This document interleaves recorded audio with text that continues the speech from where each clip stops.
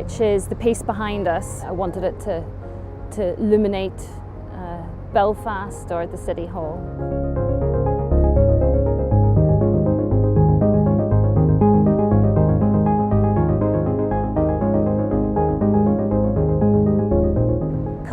Who's our lead artist, I commissioned because I had seen images of some of the work that he had done on theatre and stage.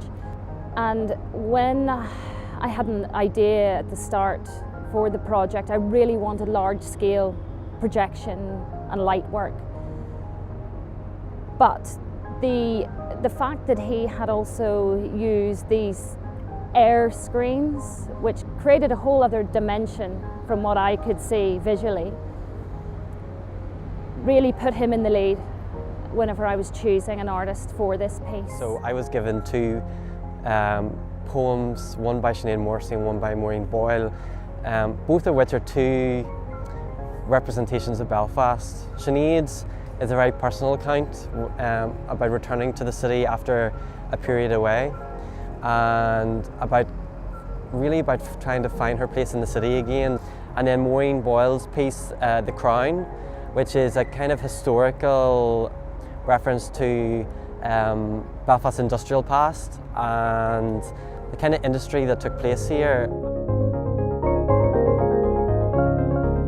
Much like research, it was almost like a research question of how do I respond or visually interpret these texts. But actually, when I saw it in the preview, I thought it was so beautiful. There's something really exciting because something happens to your words when someone else takes them and they add their imagination to it, you know.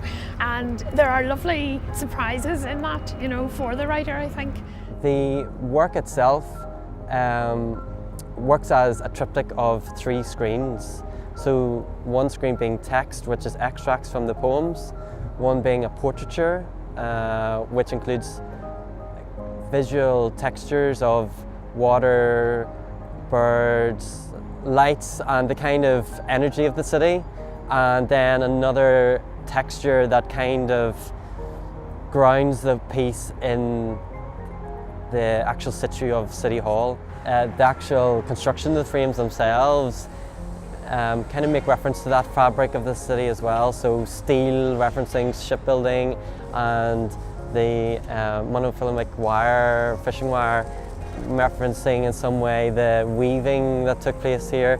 So both in the imagery and in the construction, the pieces are representing the fabric of the city and bringing them together into one artwork. Both poems actually, strangely, are kind of placed in this location at the heart of the city.